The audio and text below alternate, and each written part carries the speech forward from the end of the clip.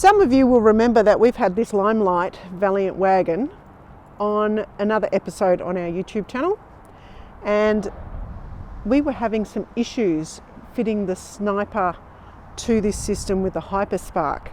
We actually had two sniper stealths and both of them were just running like absolute garbage. As far as tuning ran, it was way too much interference that we ended up having with the Hyperspark. Ended up that both of these sniper stealths were faulty, and in the end, after two down, we decided, right, we problem solved, found out it wasn't the ignition box, it wasn't the distributor, it wasn't the coil. We had other ones that we could swap it out with, but it kept doing exactly the same thing. So in the end, we got rid of the Super Stealth and went back to the original Sniper system, the Sniper 1, not the Sniper Series 2, but the Sniper Series 1. We fitted a really nice chrome system to this, and lo and behold, most of our issues were gone. Most of those issues were caused with RFI noise between the distributor, what we think is the distributor, and where the ECU was located in the Stealth. Really, when you're looking at a carburetor and you've got an air cleaner sitting on top, you've got a great big aerial running out of that air cleaner, out of that carburetor through the air cleaner, and quite easy to pick up RFI noise. So this had a little tiny glitch to it. So Shane, being the clever dude that he is, decided to break that aerial transmission, and all he did was put a little nylon washer on top of that air cleaner, and that seems to have sorted all of it out. So he's stopped the aerial essentially from working. Now, when we got this car, the owner's complaint was it didn't drive very nice. He didn't like it.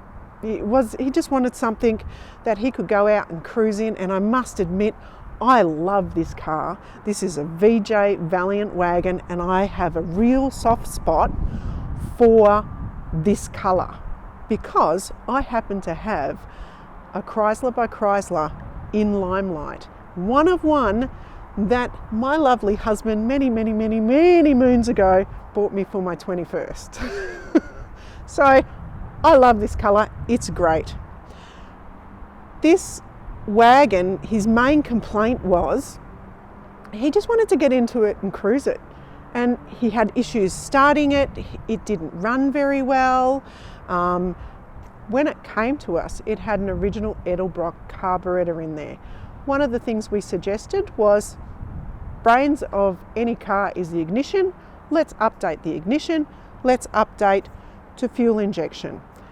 So as part of the update of fuel injection, it has an in-tank electric pump because he didn't want to hear the noise, and in a wagon any noise is quite boomy because it's like sitting inside a big drum. So he's got an in-tank electric pump, and we've got hard lines running up to the Sniper and hard lines running all the way back to the tank. So we've got lines running up and a return line. We've got the right pressures running. All of the wiring has been followed to the letter. One of the beauties with running a Holly Sniper with the Hyperspark is I don't need to run a traditional timing curve. Now, your traditional timing curve basically looks like a hockey stick. You ramp it up and then it sits straight up at high RPM. Now, what we found with this car was that when we had that straight ramp up, great, it gets it out of the hole, gets it to boogie. But at high RPM, at certain RPM, we could hear it begin to knock, which meant that my timing was a little bit off. I can go in there, I can identify exactly where that area is, and I can pull timing out and then ramp it back in afterwards. So that means I can keep the motor safe. I can also have it ramp in and get it out of the hole and get it to boogie, and then I can pull the timing out only where I need it to be pulled out, and once the motor is happy, I can wind it back in. So gone are the days where you're very limited in how you can tune the timing in your car by twisting the distributor backwards and forwards. Here I can actually go in and pinpoint it and make it 100%. One of the features I really like when you're running the Sniper with the Hyperspark system is you can program it so that if the vehicle overheats, and that's what I've done with this one, if it overheats, I can turn the timing down. So this one, when it gets to a temperature that's too hot, I've turned the timing down by 10 degrees, just to keep the motor safe. The other thing you can do is you can add other sensors in to the Sniper so that if you lose oil pressure, we can cut it off straight away. That way, this client can keep his 408 stroker safe.